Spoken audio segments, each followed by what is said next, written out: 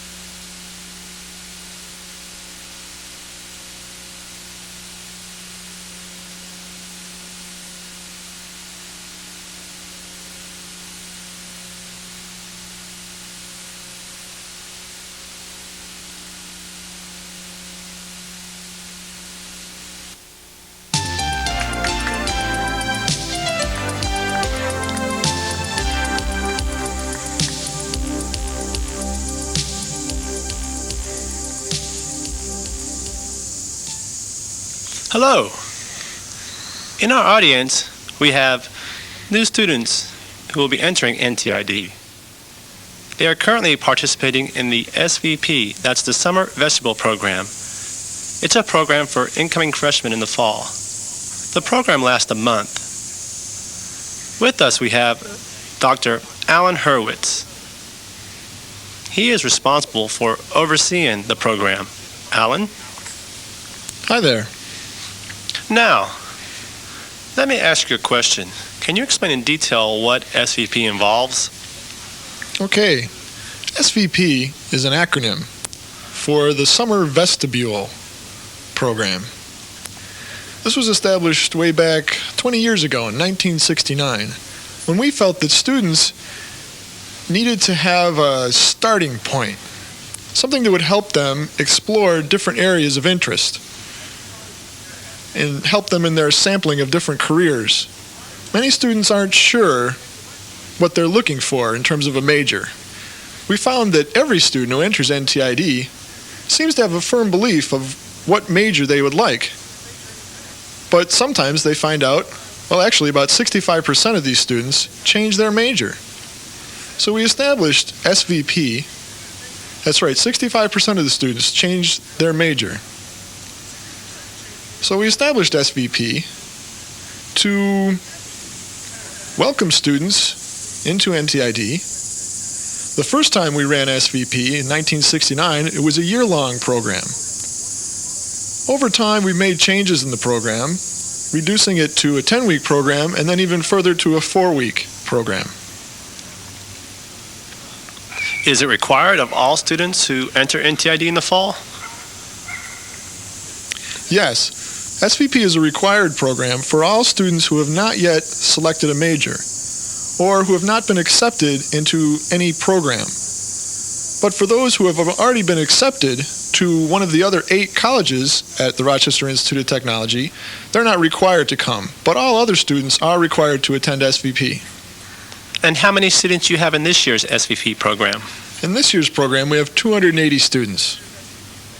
And what's the cost for one student? The cost is about $1,113. Most of the time, we've found that 70% of our students receive some form of help from vocational rehabilitation or SSI or some other financial source. $1,113 for the 4-week program for each student? That's correct, yes. And that includes tuition and room and board. It's all included in that price. Oh. So 70% of the students get outside funding, such as OVR, Social Security, and the like? That's correct. Does RIT have some money to assist the students for the program? Yes, they do. no student will be denied admission because of inability to afford the college costs. We do have programs that will provide financial assistance to students that wish to come to college. I remember talking with an RIT student, and he said that it's not necessary for all students to go through SVP. And I asked him why. He said, well, some students already have an idea of what they want to do in their future. So is it required of all students, all 280 students, to attend the program? We have found that it's helpful for students to come to SVP for 4 reasons. One is to help students sample different programs here at NTID. Over the course of the 4-week period, during the first week, they sample 4 different majors. Then in the second week, they narrow this down to 2 or 3 majors. In the third week, they select 2 majors that they wish to study, and in the fourth week, they pick their major of study. During that time, they meet with counselors and with other students in a group that we call CPS, Career Planning Seminar. They meet with their counselor and other students to talk about what they've learned during the previous week, to talk about the different areas of study and jobs that are available, what are the program requirements and things like that. This helps them decide what they want to do for the next week, and this process is ongoing through the 4-week program. Then in the fall, by the fall, most of the students have selected a major field of study. Also during SVP, we provide different testing programs. These help students to write down their areas of interest, their strengths, and their weaknesses. This helps their CPS counselors review with the students their results and help the students understand their strengths and weaknesses, areas that they need to improve. This helps them in making their correct choices for sampling.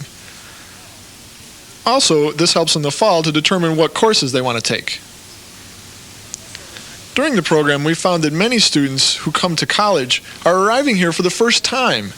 They've never had an experience at a college institution before. So we've designed a variety of different activities to help students make the adjustment to college life. For many of them, it's the first time they've actually been away from home, and this is a nervous and stressful environment for them. So here's a place where they can make new friends and get involved in different activities. We've designed SVP to meet these goals. Can you explain what majors the students have opportunities to sample? What types of majors? NTID has 38 majors in total. We have actually 3 school programs, 3 areas of study. And within each school, they have a variety of different majors. We have the School of Business Careers, which includes office practices and business technology. We have the School of Science and Engineering Careers, which includes different areas such as architectural technology, civil technology, electromechanical technology, and allied health programs. And in the third area, we have the School of Visual Communication Careers. And this encompasses programs in art, photography, and printing. Altogether, we have 38 different majors that students can study here.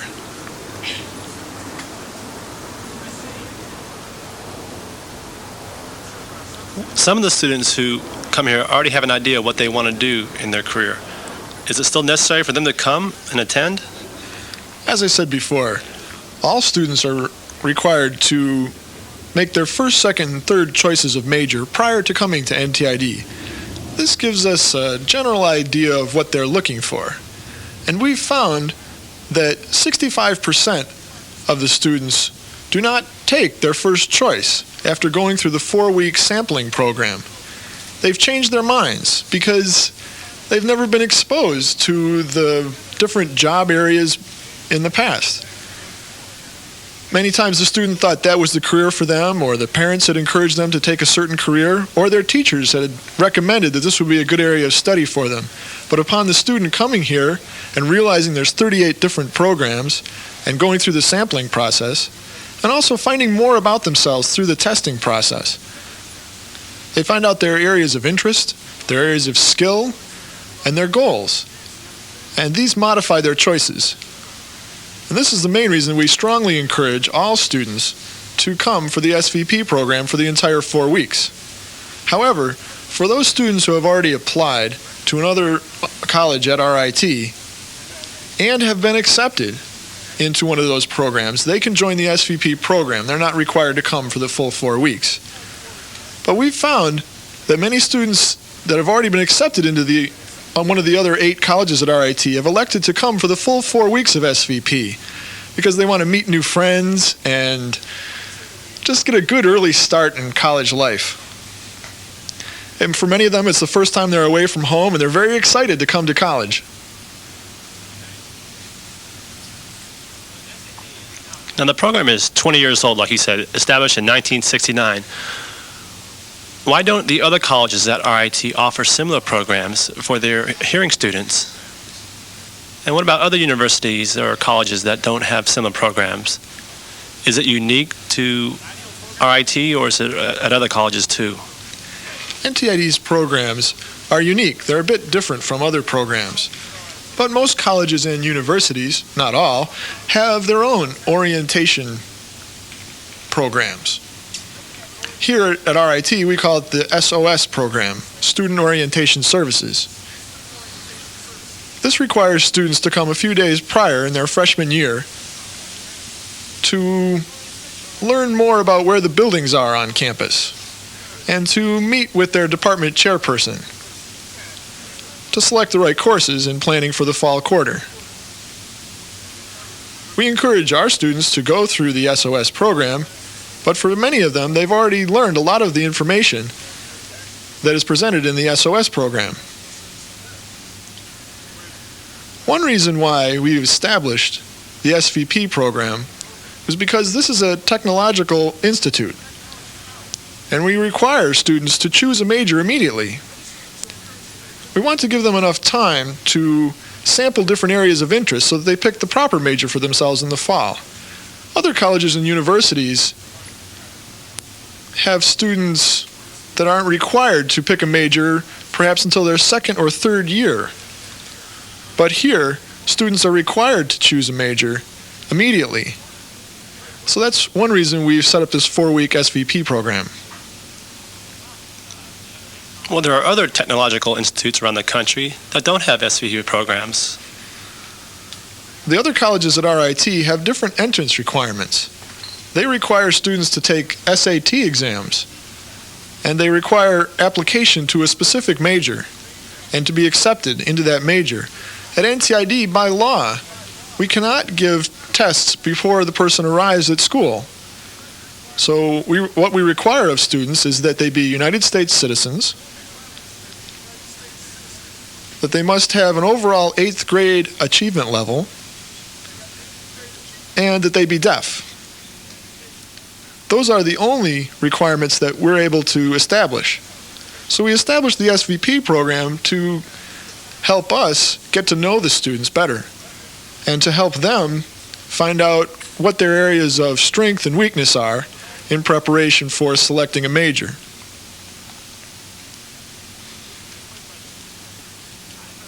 Now, there's 47% of the SVP students don't complete the year 89-90. That's a high percent. 47% of the entire class that comes here. We found that as this class moves through their second, third, and fourth, and fifth years here, overall, 47% of the students will leave the institute. This is comparable to other colleges and universities across the country. Their percentage is about 50%. So 47% is comparable to other universities? That's correct. They leave without any form of degree or certification, and we're not satisfied with this. We're still searching for ways to eliminate this. We found one thing, that students tend to leave here without making good use of our services. So we're encouraging students to make use of all the services we provide. Okay, let's stop for now. We'll be back later with some questions for you, Alan. We'll be right back after a word from our sponsor.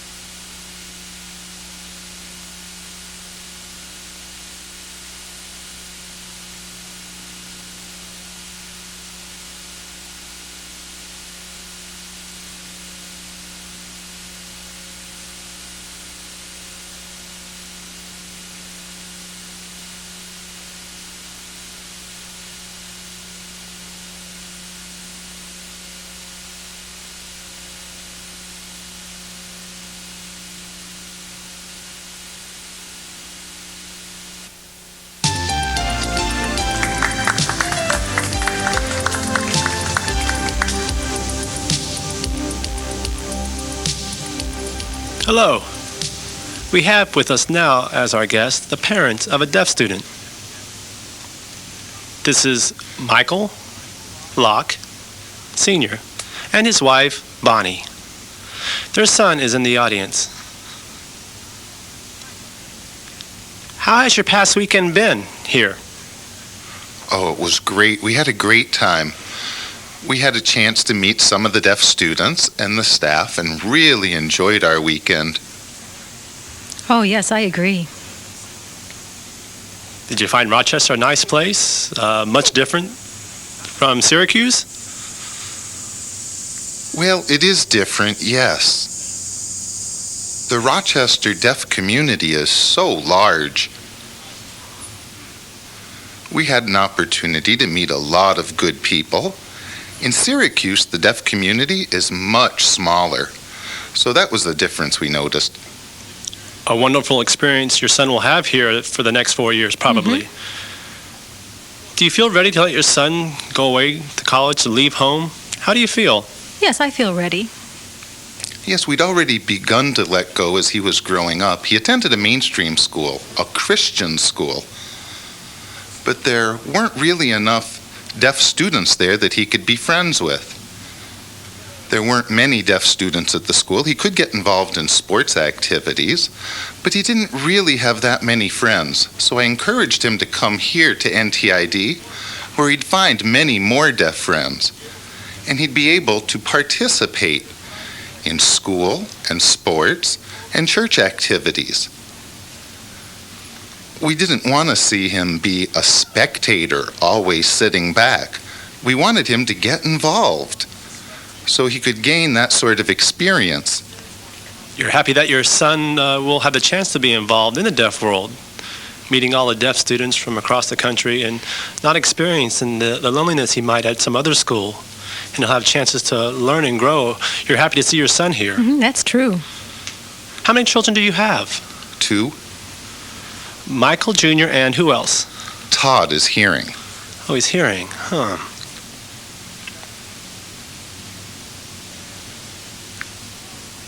Well, we do have friends in Syracuse, some deaf friends, and a few hearing people who know sign language. And we get to meet people, deaf people, from time to time when there's some sort of conference or convention for the deaf, or where we attend church with a deaf congregation, or there's some other organizations. But here in Rochester, the deaf community is so large and there's so many different organizations where you can meet deaf people. Well, like I said, we have students from all across the country, from all 50 states, and it'd be a wonderful experience for your son. I'm sure that both of you are very proud of your son, being independent, having the chance to have some freedom, to go away to college. But I wonder, at the same time, do you feel anxiety, concern, worried that your son's away at school? Proud, yes, but at the same time concerned. Mixed feelings. Do you experience that? Well, I feel that he's ready to make his own decisions. He knows what's best for him. And, of course, I'm hoping that he'll get in with a good group of people. You know, I let him know that he should just try his best. Well, do you have the mixed feelings, the pride and the worry? Well, I don't know yet. This is only the first week. Now, as the weeks go along, that's when I'll find out. But right now, I don't know. And what about you, sir? Well, we did give our son freedom as he was growing up, but we haven't let go completely yet. As he attends school and meets friends, we know he's going to test out his wings, and that's a bit different. We're just not used to that, to his being completely on his own. So I guess I am a little bit concerned if he were to get involved with, drugs or premarital sex. I'd encourage him to get involved with really good, healthy groups. I don't want to see him get frustrated and leave school. And I don't want to see him succumb to peer pressure with things like drugs. That would be my main worry. Do you intend to keep in touch with your son quite regularly? How often would you say? Weekly? Monthly? Well, either us or perhaps some of our friends might come by and contact him and see him, see what's up. Of course, we've never had this happen to us before. This is the first time our son's been gone away to college, you know. Your first time here? First time. And you only live in Syracuse. Well, we wouldn't mind visiting NTID when our son wanted us to come here. Certainly we'd come. Actually, we have been here once and took a look around the campus, saw RIT and NTID, but we didn't really get to meet people and chat with them that much and hadn't met any of the teachers that time. Good. I'm sure that you will come more often. There's several events that occur at RIT, NTID. We have plays from time to time, and several people come and watch the plays. And you get a chance to meet deaf people and have some associations. Oh, yes, I would come here from time to time, certainly, for events like Parents' Weekend, or if there's a drama at the Robert Panara Theater. And if my son let me know what events were happening, certainly we'd come and visit. And I'd enjoy meeting his friends and seeing perhaps what their local signs are like. They might be different. It's really fun to see how they sign things differently in different regions around the country, even if they were weird signs. Right. Well, you know, the learning process is a continuum process, and the older you get, you still continue that process. Let me ask you a question now. Your son is a student at NTID, and he has a lot of opportunity to explore, to meet new challenges.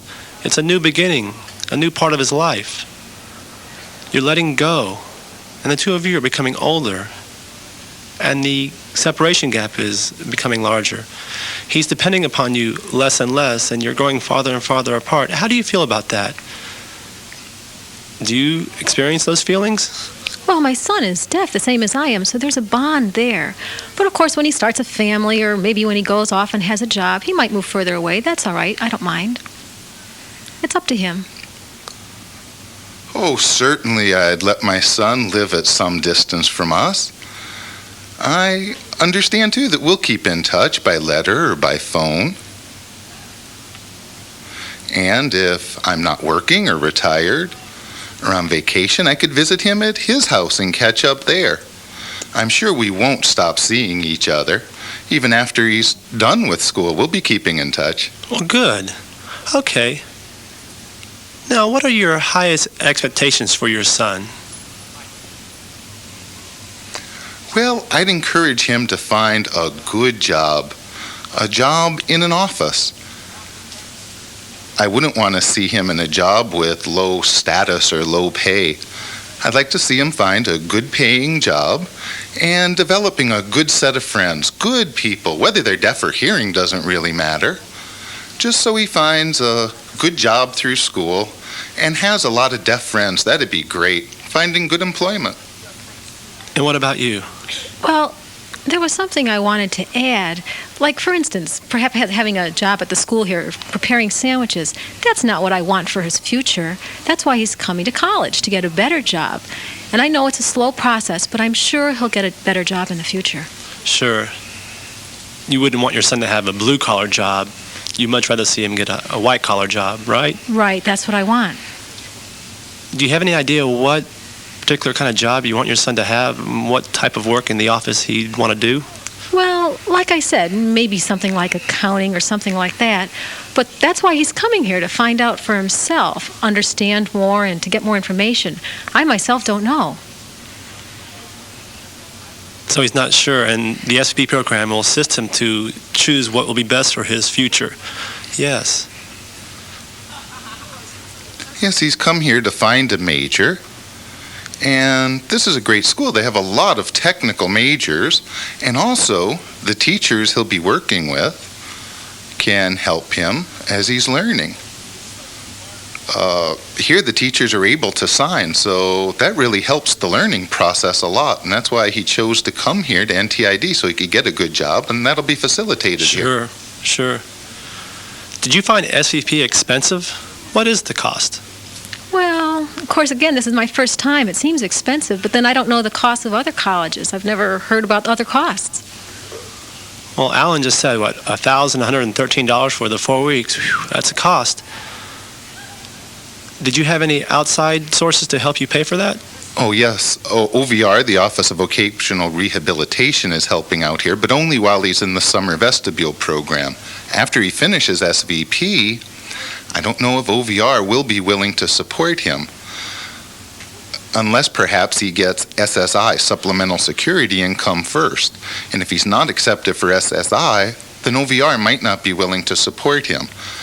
So it really depends. And at that point, if he doesn't have enough funds, he might need to leave, or it'll depend on our financial situation.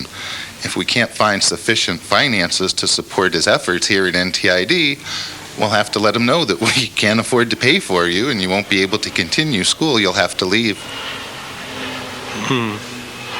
So if he gets the OVR support, it all depends on that, huh? Well, VR told me that this fall quarter we might need to wait. We might not get the aid immediately, like right at the end of August. Now, for the second and third quarter, it was quite possible we'd get the financial aid. But fall is still up in the air. We might need to pay for that, or we may not. Yes, well, we're hoping to get OVR support, and they'll be deciding whether or not to support him. And at that point, we'll talk it over and see if he's accepted for SSI and find out what's happening in the fall.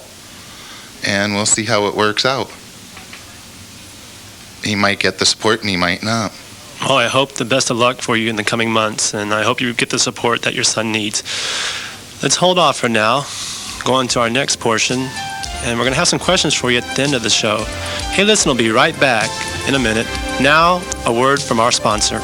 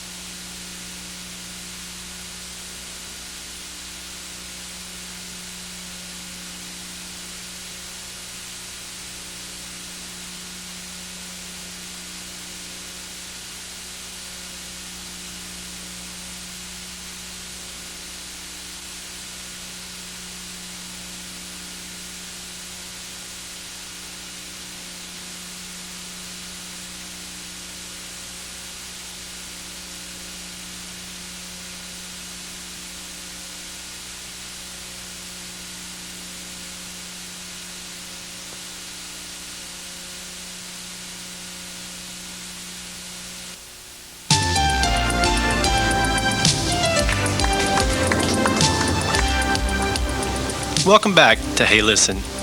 With us now we have two students. After talking with the parents, we thought we'd like to ask a couple of students to come up on stage and get their real life experience. With us we have Cindy Perry.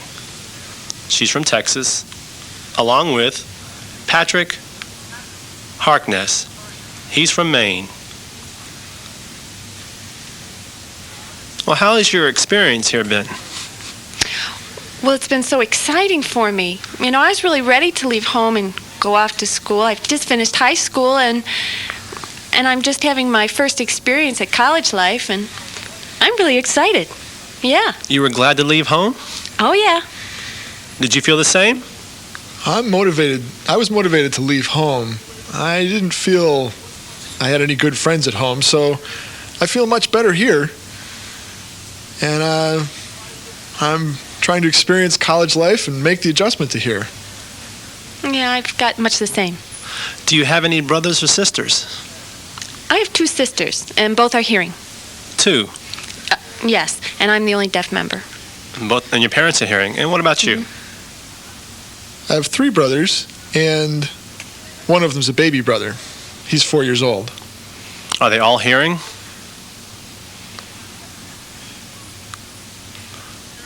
Now I'd like to know, what have you found the most interesting and the least interesting here? I'm not sure I understand what you mean.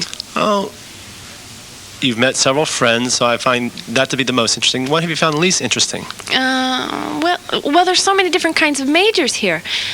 You know, many more that I never knew about, many more than in other colleges. And I came here to, to pick a major. And most of the people I see here, they're for students from other states, and they're running around meeting everybody and socializing and things. But I came for my major and the social life. So what you're saying is you had a major, but upon arrival, you decided upon another one? Yes, and I completely changed my mind. There are so many here, and I couldn't decide on just one. Oh, so you're undecided as of now. Right, I haven't picked an exact major yet. I'll narrow it down later. So you have 2 or 3 more weeks before you decide? I'll decide at the end of 4 weeks. Well, that's plenty of time. And what about you, sir? What's your major? Well, I don't really have one major, but I'm thinking about one, and then I thought about another, and then another, so I'm rather doubtful at this point. I'm in the sampling process, and I've found some different ones that I'm interested in. So I'm looking to narrow down my choices. So there are so many to choose from. What are the ones that you've thought about? Well, one is engineering.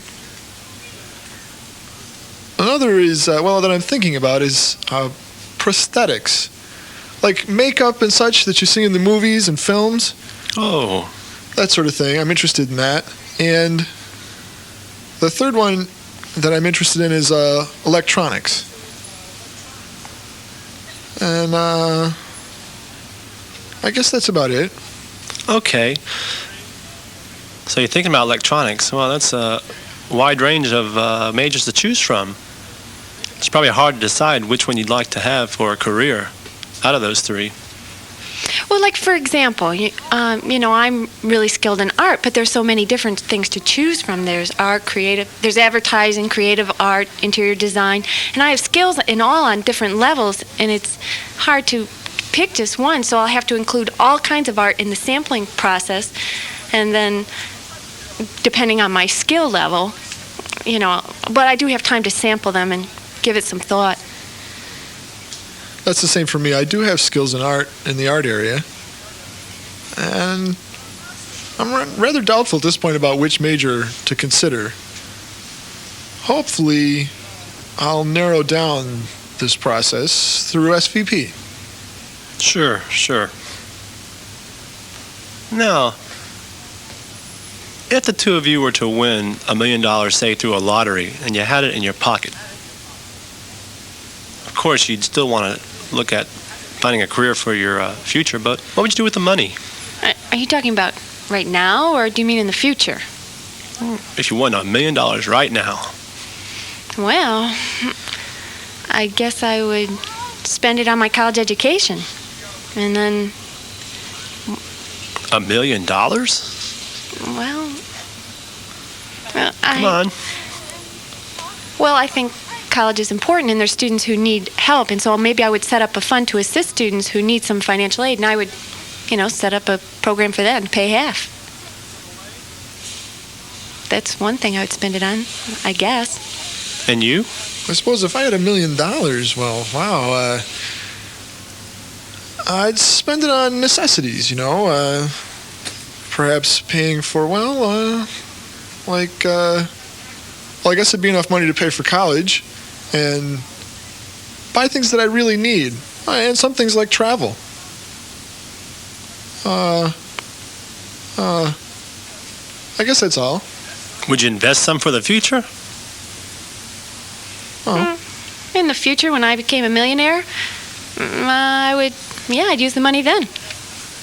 So after winning the $1 million, would you sit back and enjoy life, or would you still want to work and keep busy? Oh, I'd work and keep busy. That'd be the same for me. I'd need to work. I couldn't see sitting around all the time doing nothing. I'd need to work to keep myself busy. I'd prefer to develop my social skills. I don't want to sit around and do nothing. I wouldn't have any friends.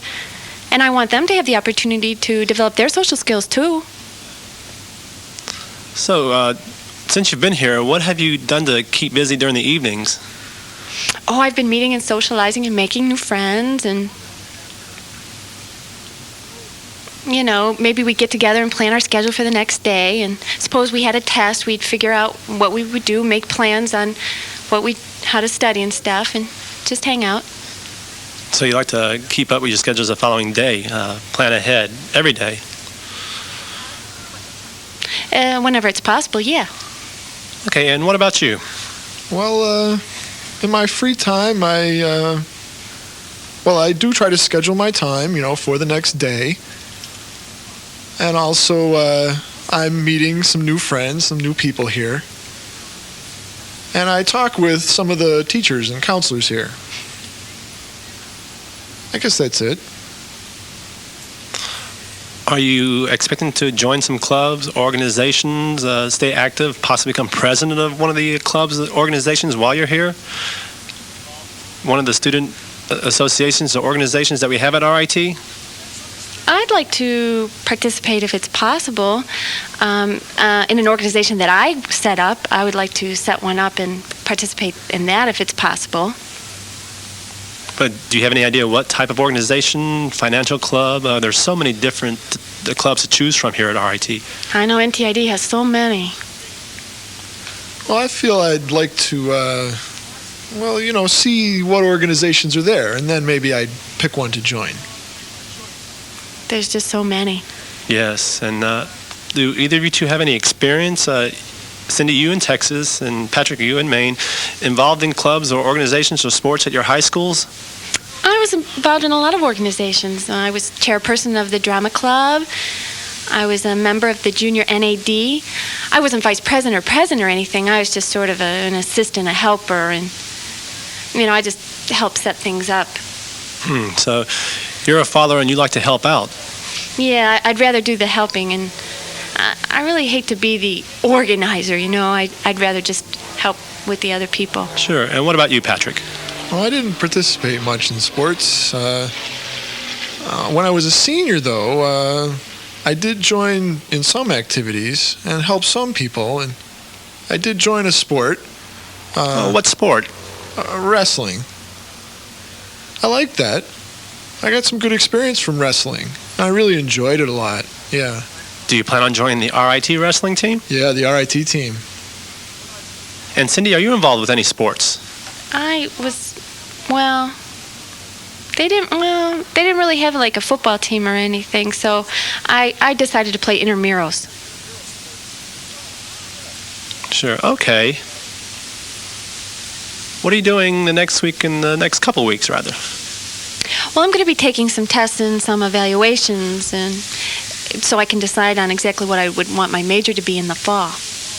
Evaluations? What kind? Testing your sign language skills and your speech skills and your listening skills, different kinds of tests. I really don't know a lot about it yet. Do they have tests that help you develop your job interest? Are those the kind of evaluations?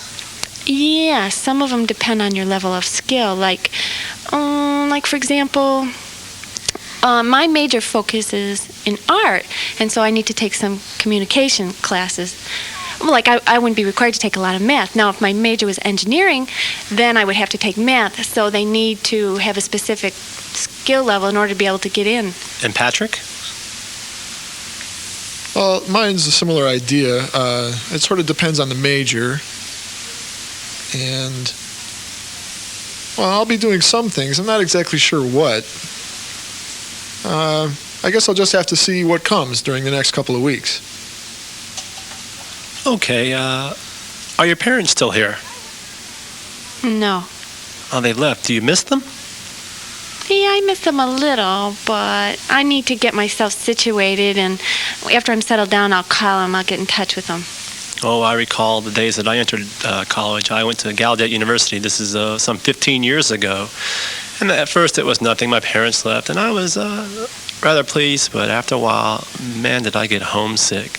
I really missed my mom and my dad and had to face the freedom and being independent, and it was a wonderful experience. So now let's hold. Don't go. We'll be right back. We're going to have some questions from our audience next. Hey, listen. We'll be back after a word from our sponsor.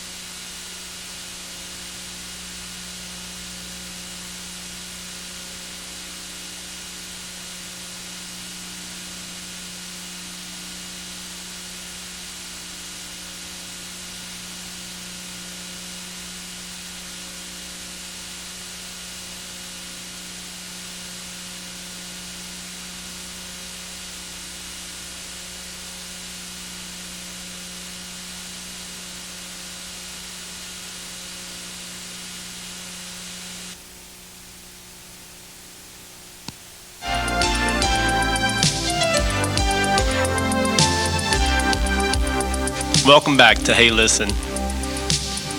We now have some participants from the audience to ask our guest panelists some questions. I'll start with the first question for Alan. Alan, I'm curious. As a father, I know your son went to school last year or 3 years ago. How was it for you? Do you still keep strict rules over him? Does he come home for the holidays? My son is now 20 years old. He's been away to college now. He's in his third year starting this fall. The first year that he went away to college was really hard on my wife Vicki and I. It was really hard, and it was hard for him as well to make the adjustment to college living. He would come home regularly during that time, and we would talk about the issues. Over time, we all began to feel comfortable with him being away at college, but in the beginning it sure was hard. It was important for parents and our son to keep lines of communication open, and for us to be able to understand the issues that our son had away at college. For Alan, I have the next question. I'm from South Carolina, and I just want to make sure of this. I've heard that NTID and RIT differ in a way. Well, what I mean is the tuition at NTID or is the tuition at RIT higher? I think you have to pay double if you attend RIT. Is that correct? Oh, that's a good question, Terry. All students that come to NTID, no matter what major or field of study, or whichever school or college they're going to, either at NTID or at RIT, any of the 8 colleges at RIT, pay the exact same tuition. It's approximately $2,400 per quarter.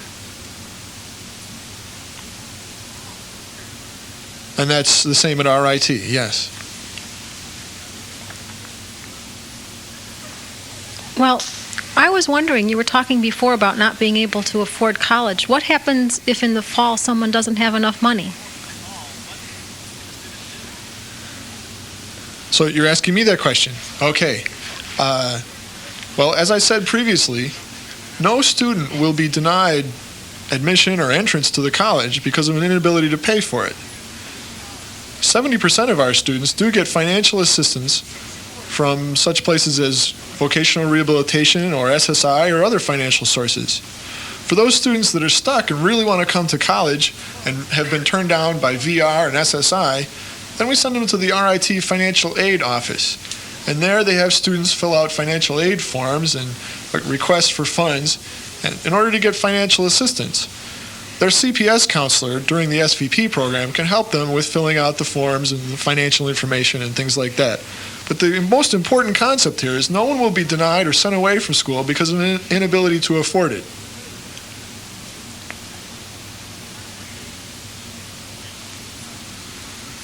I'm curious, for the 2 students, I was a member of the class of SVP back in 1982, and I recall when I was attending my program, there tended to be a gap between students who use sign language as their primary mode of communication and students who did not sign. I'm wondering, with your program this year, do you see the gap or have the students mingled regardless of their mode of communication? How has it been the past few days? Have you noticed the barriers between the 2 groups, or do they mingle and have no problems? Well, I think they're mingling. Like, I have a oral deaf roommate, and we just depend on writing. It works out well. I have about the same opinion. Me and my roommate, we get along just fine. Well, it depends. Like, I have an old friend who was a student here at NTID before, and she told me how it was here. And she says it seems that, things have really improved from a long time ago until now. I don't know, like other students from Gallaudet come here, and I don't know, things have developed and improved. It seems better now than it was before. Compared to SVP 82, things are much better now.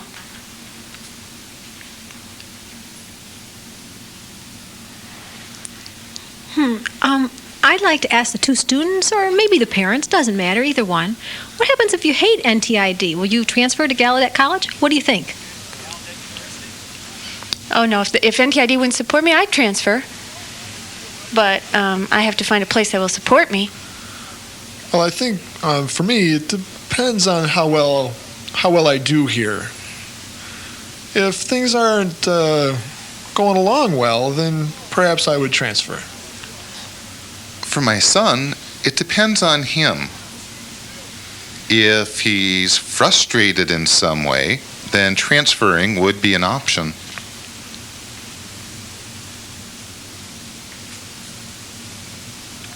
I have a question for Alan Hurwitz. I went through SVP program a few years back, and I'm curious, what happens to the student who goes through the program for the 4 weeks and hasn't decided upon a major as of yet? He asked the question, if a student hasn't picked a major, some students pick a major and go right through the program, but then other students don't pick a major. Well, we do have a program for students that complete the 4 weeks of sampling and discussions with their CPS counselor, and they feel it's not enough. They need more time. We put them into an area called undecided majors. And here we give them more time during the fall quarter. In this program, we require them to make plans for a major, to visit different departments and sit in classes and talk with the teachers and other students in those programs. And then by the end of fall quarter, they should be ready to select a major.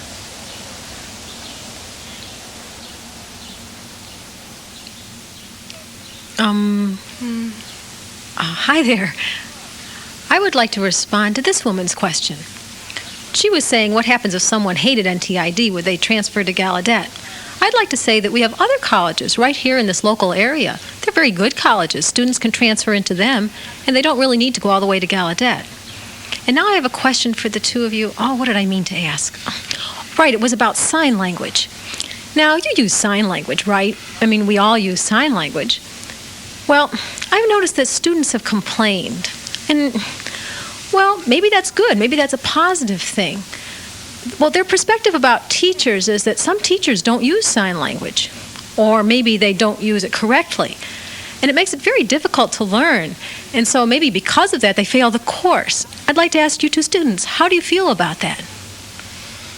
Well, I don't really care if they don't want to learn sign language, but I really encourage them to take some sign classes, especially if they're applying for a position here and they want to take a sign class. If they're applying for the position, they should be taking sign.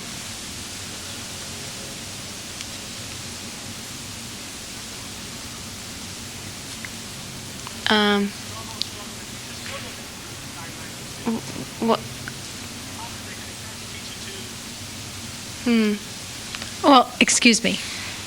What I was trying to say is, suppose a teacher, okay, they've already applied, yes, but maybe they just have very basic sign skills and they're still just talking a lot. Or maybe they aren't helping the students to succeed in their courses. And the whole situation is really bad. How would you make that better? I would be happy to teach. If they were willing, I'd be happy to help them out. Or if the students are angry or anything, that's not going to help the situation. But they need to help out the students. It really depends on the situation. I understand. Well, it's sometimes hard for the students to understand the hearing teachers that aren't skilled in sign language. For myself, I hear pretty well, and I have pretty good sign language. So I could talk with the teacher if they're having a hard time with sign language, and perhaps I could help them, teach them some sign language or encourage them to perhaps take a sign language course. I think that would be necessary. It seems that there are a lot of students who arrive here and they don't know sign language and they seem to pick it up really quickly. That's how it works for the deaf who come here.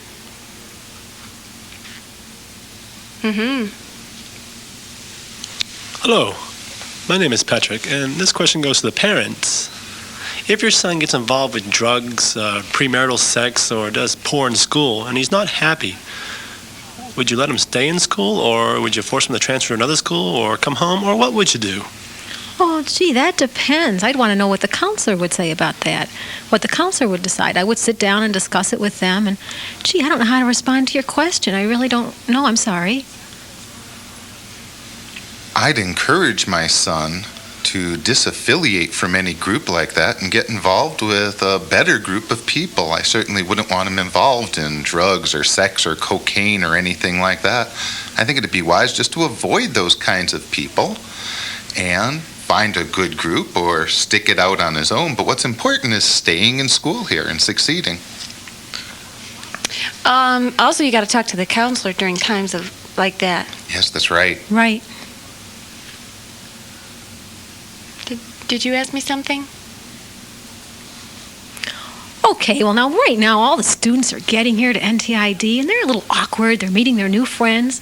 Now, what I'm curious about, and I want to ask you two students, it seems to me you have three options. You have education, then you have socializing and partying, and then you have sex, right?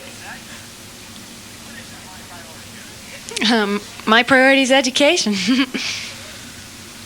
Okay, what about, maybe I should be asking the parents, and you can speak for the other parents out there. What do you expect your children to keep in mind as their goals while they're in college? During college, what? Well, okay, what I mean is, your children, when they think of goals, do you expect them to have education first in their mind all the time? Or are you going to be home worried about, oh gosh, I hope my girl's not going out with those boys, or oh, I hope she's not pregnant, tearing your hair out over those kind of issues? What do you think? Well, finding a good major and making a good group of friends and getting involved in good, wholesome activities, that's what I'd encourage.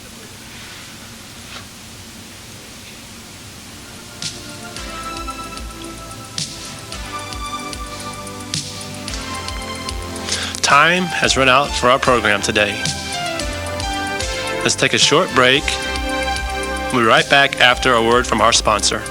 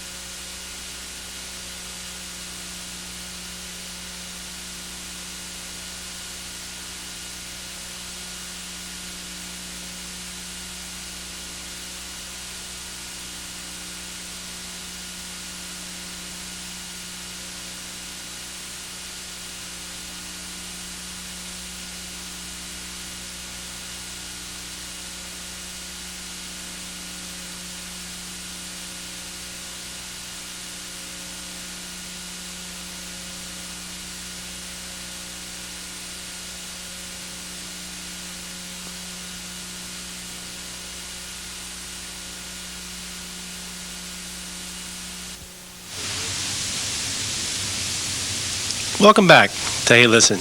We've had an interesting discussion from our guest. We've heard the perspective of the parents of an NTID student, some students, and an administrator. Now it is the end and the beginning. The end of the student's home life and the beginning of their college life. So that's why we call it the end and the beginning. Hey Listen now thanks all of our guests for their participation. Bonnie, Michael, Alan, Cindy, and Patrick.